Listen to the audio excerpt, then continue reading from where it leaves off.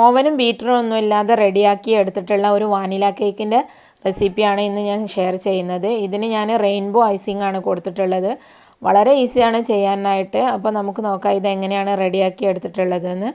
അപ്പോൾ ഇത് റെഡിയാക്കാനായിട്ട് ഞാനിവിടെ ആദ്യം ബേസ് കേക്ക് ഉണ്ടാക്കാനായിട്ട് 1/2 കപ്പ് മിൽക്കാണ് എടുത്തിട്ടുള്ളത്. തിളപ്പിച്ചാറിയ പാലാണ്.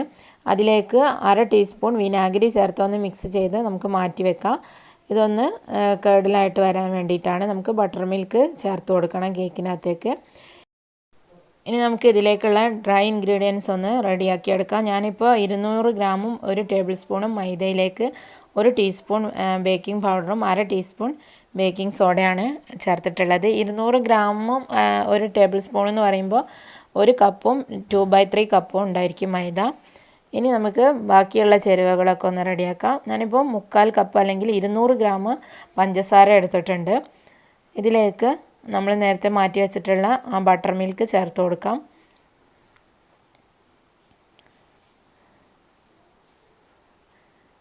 ഇനി ഇതിലേക്ക് 1 എഗ്ഗ് മുഴുവനായിട്ടും 1 എഗ്ഗിൻ്റെ വൈറ്റും ചേർത്ത് കൊടുക്കാം. 2 എഗ്ഗ് മുഴുവനായിട്ടും ചേർത്താലും കുഴപ്പമൊന്നുമില്ല. അപ്പോൾ എഗ്ഗിൻ്റെ സ്മെല്ല് വല്ലാതെ വരുന്നുണ്ടെന്ന് തോന്നുന്നവരാണെങ്കിൽ 1 എഗ്ഗിൻ്റെ വൈറ്റ് ചേർത്താൽ മതി. 1 എഗ്ഗ് മുഴുവനായിട്ടും ചേർക്കുക. അങ്ങനെയുള്ള പ്രശ്നം ഇല്ലാത്തവരാണെങ്കിൽ 2 എഗ്ഗ് മുഴുവനായിട്ടും ചേർത്ത് കൊടുക്കാം. ഇനി ഇതിലേക്ക് 1/2 ടേബിൾ സ്പൂൺ വാനില എസൻസ് ചേർത്ത് കൊടുക്കുക. എന്നിട്ട് നന്നായി ഒന്ന് മിക്സ് ചെയ്ത് യോജിപ്പിക്കുക. പഞ്ചസാര ഒന്ന് മെൽട്ടായിട്ട് വരാൻ വേണ്ടിയിട്ടാണ്. നമ്മൾ പൊടിച്ച പഞ്ചസാരയല്ല, നോർമൽ ഷുഗർ തന്നെയാണ് യൂസ് ചെയ്തിട്ടുള്ളത്. അപ്പോൾ അതൊന്ന് അലിഞ്ഞ് കിട്ടാൻ വേണ്ടിയിട്ടാണ് മിക്സ് ചെയ്തിട്ടുള്ളത്. ഇനി ഇതിലേക്ക് 1/4 കപ്പ് മെൽറ്റഡ് ബട്ടർ അല്ലെങ്കിൽ 170 ഗ്രാം ബട്ടർ ഞാനിപ്പോൾ തിളച്ച വെള്ളത്തിൻ്റെ മുകളിൽ വെച്ച് മെൽറ്റ് ചെയ്തെടുത്തതാണ്. അത് അതിനകത്തേക്ക് ചേർത്ത് കൊടുക്കുക. ഇതിന് പകരം നിങ്ങൾ എടുക്കുന്നത് ഓയിലാണെന്നുണ്ടെങ്കിൽ 1/4 കപ്പ് വേണ്ട, 1/2 കപ്പിൽ ഒരല്പം കൂടുതൽ എടുത്താൽ മതി.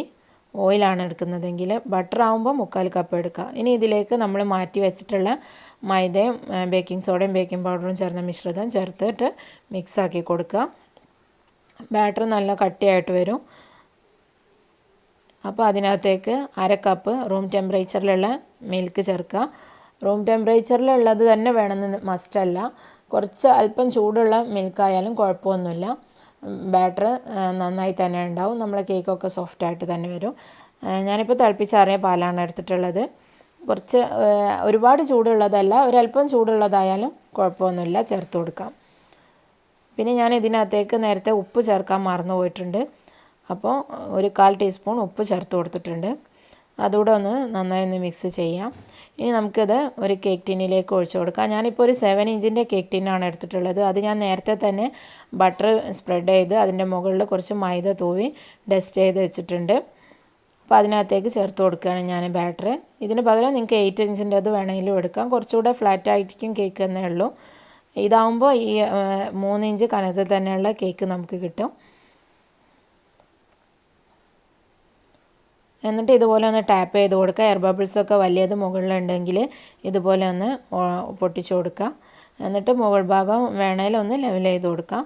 ഇനിയിപ്പോൾ ഞാനിവിടെ ഒരു അലൂമിനിയത്തിൻ്റെ വലിയ ചെമ്പ് ചൂടാക്കി എടുത്തിട്ടുണ്ട്. 10 മിനിറ്റ് ഹൈ ഫ്ലെയിമിലിട്ട് ചൂടാക്കി എടുത്തതാണ്. ഒരു തട്ട് വെച്ചിട്ടുണ്ട്. അതിൻ്റെ മുകളിലേക്ക് നമ്മൾ ഈ കേക്ക് ടിന്ന് വെച്ചിട്ട് മീഡിയം ഹൈ ഫ്ലെയിമിൽ 50-55 മിനിറ്റ് വരെ ഒന്ന് ബേക്ക് ചെയ്തെടുക്കുക. പിന്നെ ഞാനിത് കേക്ക് ടിന് ഒരു പാത്രം വെച്ച് അടച്ചിട്ടുണ്ട്. അതിനകത്ത് കാണിച്ചിട്ടില്ല കേട്ടോ. അപ്പോൾ 55 മിനിറ്റിന് ശേഷമാണ് ഞാനിത് തുറന്നിട്ടുള്ളത്. അപ്പം കേക്കിൻ്റെ മുകൾ ഭാഗം നല്ല നമ്മൾ തൊട്ട് കഴിഞ്ഞാൽ നല്ല സ്പോഞ്ചി ആയിട്ടുണ്ടെങ്കിൽ കേക്ക് ബേക്ക് ആയിട്ടുണ്ട്. നമ്മൾ സ്ക്യൂറൊന്നും വെച്ച് ടെസ്റ്റ് ചെയ്യേണ്ട കാര്യമില്ല.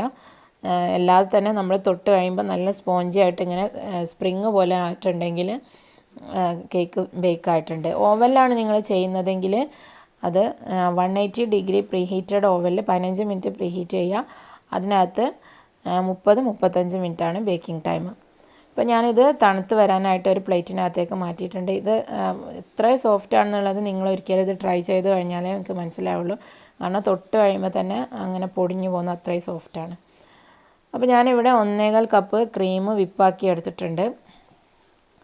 ഇനി ഇത് നമുക്ക് ഈ ക്രീം വിപ്പാക്കി എടുക്കുന്നതിൻ്റെ വീഡിയോ ഓൾറെഡി ഞാൻ 2 എണ്ണം ചെയ്തിട്ടുണ്ട്. അപ്പോൾ വീഡിയോ ലോങ് ആവാതിരിക്കാൻ വേണ്ടിയിട്ടാണ് ആ ഒരു പ്രോസസ്സ് കാണിക്കാതിരുന്നത്. കണ്ടിട്ടില്ലാത്തവർ അതിൻ്റെ ലിങ്ക് ഞാൻ ഡിസ്ക്രിപ്ഷൻ ബോക്സിൽ കൊടുക്കുന്നുണ്ട്. അതൊന്ന് ചെക്ക് ചെയ്യാം. ഇനി ഞാനിത് കളർ ചേർക്കാൻ വേണ്ടിയിട്ട് 6 പോർഷനായിട്ട് മാറ്റുന്നുണ്ട്. 6 കളറാണ് ചേർത്ത് കൊടുക്കുന്നത്. ഇൻഡിഗോ എൻ്റെ കയ്യിലില്ലാത്തത് കൊണ്ട് ഞാൻ ചേർക്കുന്നില്ല. അപ്പോൾ 6 എണ്ണത്തിലേക്കും 6 കളർ ചേർത്ത് കൊടുക്കാം. ഞാനിപ്പോൾ ജെൽ കളറാണ് യൂസ് ചെയ്യുന്നത്. ജെൽ കളർ ഇല്ലാത്തവർ പൗഡർ കളർ എടുക്കുന്നതാണ് നല്ലത്. ലിക്വിഡ് കളർ ആകുമ്പോൾ പെട്ടെന്ന് തന്നെ ക്രീം ആയതുകൊണ്ട് തന്നെ മെൽറ്റായി പോകാനുള്ള ചാൻസ് കൂടുതലാണ്. ഞാൻ ടൈഗറിൻ്റെതും എടുത്തിട്ടുണ്ട്, അതുപോലെ തന്നെ കളർ മിസ്റ്റിൻ്റെതും എടുത്തിട്ടുണ്ട് ജെൽ കളറ്. ടൈഗറിൻ്റെതാണ് എനിക്ക് തോന്നുന്നത് കുറച്ചുകൂടെ കളറ് കിട്ടുന്നത്.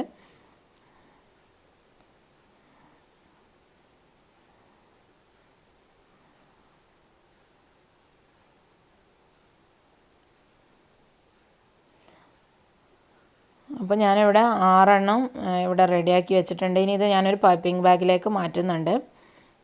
എന്നിട്ട് നമുക്ക് കേക്ക് ഒന്ന് ലെവൽ ചെയ്ത് കട്ട് ചെയ്തെടുക്കാം. മുകൾ ഭാഗം കുറച്ച് പൊങ്ങിയിട്ടാണ് ഇരിക്കുന്നത്, അപ്പോൾ ഞാൻ ആ ഭാഗം കട്ട് ചെയ്ത് ഒഴിവാക്കുകയാണ് ചെയ്യുന്നത്. അതിനുശേഷം ഇതൊന്ന് 3ആയിട്ട് കട്ട് ചെയ്തെടുക്കുന്നുണ്ട്.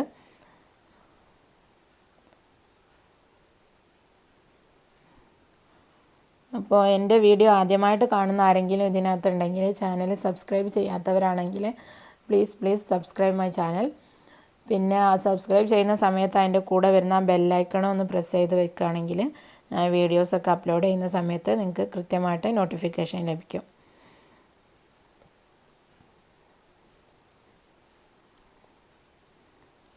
കേക്ക് ഞാനിപ്പോൾ 3ആയിട്ട് കട്ട് ചെയ്തിട്ടുണ്ട്. നന്നായി തണുത്തതിന് ശേഷം കട്ട് ചെയ്താൽ മതി, അല്ലെങ്കിൽ കേക്ക് മൊത്തത്തിൽ പൊടിഞ്ഞു പോവും. അത്രയും സോഫ്റ്റാണ്. ഇനിയിപ്പോൾ നമുക്കിത് ഐസിങ് ചെയ്തെടുക്കാം. ഞാൻ ബോർഡിനകത്തേക്ക് വെച്ചിട്ടുണ്ട്. ഇനി ഇതിൻ്റെ മുകളിൽ ഒരല്പം വെള്ളത്തിലൊന്ന് നനച്ചെടുക്കണം. ഞാൻ കേക്ക് ഒന്ന് മുറിച്ച് വെച്ചപ്പോൾ എൻ്റെ മോള് ടെസ്റ്റ് ചെയ്തതാണ്, ഒരു വശം പൊട്ടിച്ചിട്ടുണ്ട്. കുറച്ച് നനച്ച് കൊടുത്താൽ മതി. സാധാരണ നമ്മൾ ജിനേഴ്സിനൊക്കെ നനയ്ക്കുന്നത് പോലെ നനയ്ക്കരുത്. ഇത് വളരെ സോഫ്റ്റ് ആൻഡ് മോയ്സ്റ്റ് ആയിട്ടുള്ള കേക്കാണ്. അതുകൊണ്ട് തന്നെ അധികം നനച്ച് കഴിഞ്ഞാൽ നമുക്കിത് മുറിച്ചെടുക്കുമ്പോൾ പ്രയാസമായിരിക്കും. എന്നിട്ട് ഞാൻ കുറച്ച് ക്രീം ഇവിടെ പ്ലെയിൻ ആയിട്ട് വെച്ചിട്ടുണ്ടായിരുന്നു, അതാണ് വെച്ച് കൊടുക്കുന്നത് സെൻട്രലായിട്ട്. അപ്പോൾ ഇതിൻ്റെ മുകളിൽ വേണമെങ്കിൽ നിങ്ങൾക്ക് ഒരു എക്സ്ട്രാ ഭംഗിക്ക് വേണ്ടിയിട്ട് കളേർഡ് വെർമിസെല്ലിയോ അതല്ലെങ്കിൽ സ്പ്രിങ്കിൾസോ ഒക്കെ ഇട്ട് കൊടുക്കാം. അതല്ലെങ്കിൽ ഗ്രേറ്റഡ് ചോക്ലേറ്റ്സ് ഇട്ട് കൊടുക്കാം. അപ്പോൾ ഒരു എക്സ്ട്രാ ടേസ്റ്റ് ഉണ്ടാവും. അതൊക്കെ നിങ്ങളുടെ ഓപ്ഷണലായിട്ടുള്ള ഒരു ചോയ്സിനനുസരിച്ച് ചെയ്യാം. അതല്ലെങ്കിൽ സ്ട്രോബെറി ക്രഷ് അങ്ങനത്തെ ഫ്രൂട്ട്സിൻ്റെ ക്രഷൊക്കെ വരുന്നുണ്ട്, അതൊക്കെ ചെയ്ത് കൊടുക്കാം. എന്നിട്ട് സെക്കൻഡ് ലെയറും വെച്ചിട്ട് ഇതേ പ്രോസസ്സ് നമുക്ക് റിപ്പീറ്റ് ചെയ്തെടുക്കാം. വളരെ കുറച്ചൊന്ന് നനച്ച് കൊടുത്താൽ മാത്രം മതി. ഈ കേക്ക് സോഫ്റ്റും മോയ്സ്റ്റും ആയതുകൊണ്ട് തന്നെ നനച്ചില്ലെങ്കിലും ഒരു കുഴപ്പമില്ല കേട്ടോ. എന്നിട്ട് സെയിം നമ്മൾ ഐസിങ് ഇതുപോലെ വെച്ച് കൊടുക്കാം. എന്നിട്ടൊന്ന് അതൊന്ന് സ്പ്രെഡാക്കി കൊടുത്തിട്ട് ഫൈനൽ ലെയർ വെക്കാം. ഈ ലെയേഴ്സിൻ്റെ ഇടയിൽ ഞാൻ നേരത്തെ പറഞ്ഞതുപോലെ നിങ്ങൾക്ക് റെയിൻബോ വെർമിസെല്ലിയൊക്കെ വാങ്ങിക്കാൻ കിട്ടും, അതൊക്കെ വെച്ച് കൊടുക്കാം. നമ്മൾ റെയിൻബോ ഐസിങ് ആണ് ചെയ്യുന്നത്. അപ്പോൾ അത് നമ്മൾ കട്ട് ചെയ്യുന്ന സമയത്ത് ഇതിൻ്റെ ഇടയിൽ റെയിൻബോ വെർമിസെല്ലി ഉണ്ടാകുമ്പോൾ കാണുമ്പോൾ നല്ലൊരു ഭംഗി ഉണ്ടാവും. എന്നോടത് വിട്ടു പോയതാണ് ചെയ്യുന്ന സമയത്ത്. അപ്പോൾ നിങ്ങൾക്കത് വേണമെങ്കിൽ ചെയ്യാം, അല്ലെങ്കിൽ ഇതുപോലെ തന്നെ ചെയ്യാം. നമ്മൾ അത്രയൊക്കെ വർക്ക് ചെയ്യുമ്പം പുറത്തൊക്കെ കൊടുക്കാനാണ്, അതിനനുസരിച്ചുള്ള റേറ്റ് നമുക്ക് വാങ്ങിക്കാൻ പറ്റും. ഇനി ഫൈനൽ ലെയർ വെച്ചിട്ട് ഒന്ന് നനച്ച് കൊടുത്തതിന് ശേഷം ക്രം കോട്ട് ചെയ്തെടുക്കാം. ഐസിങ് ചെയ്യേണ്ട, ക്രം കോട്ട് മാത്രം ചെയ്താൽ മതി.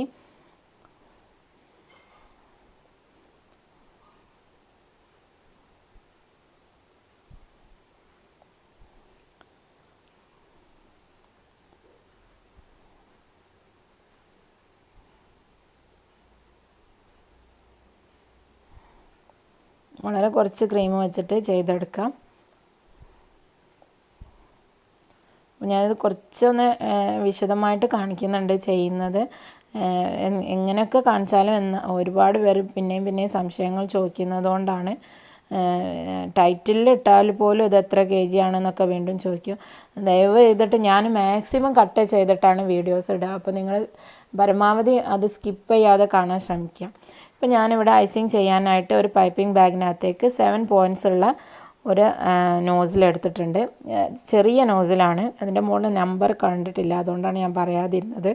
നമ്പർ എത്രയാണെന്ന് എനിക്ക് അറിഞ്ഞുകൂടാ. വേണമെങ്കിൽ പിന്നീട് ഞാൻ നോക്കിയിട്ട് പറഞ്ഞു തരുന്നുണ്ട്.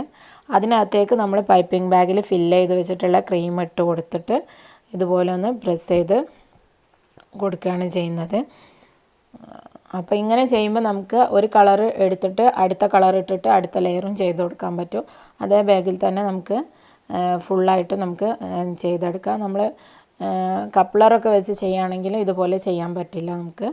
അല്ലെങ്കിൽ പിന്നെ നമ്മുടെ കയ്യിൽ ഒരേപോലത്തെ നോസിൽസ് ഒരുപാട് എണ്ണം വേണം. അപ്പോൾ ഇത് ഒരു നോസിൽ മാത്രമേ ഉള്ളൂവെങ്കിൽ ഈ ഒരു മെത്തേഡ് ചെയ്യുന്നതാണ് ഏറ്റവും നല്ലത്. അപ്പോൾ ഞാൻ സെക്കൻഡ് കളറും മാറ്റിയിട്ട് ചെയ്യുന്നുണ്ട്.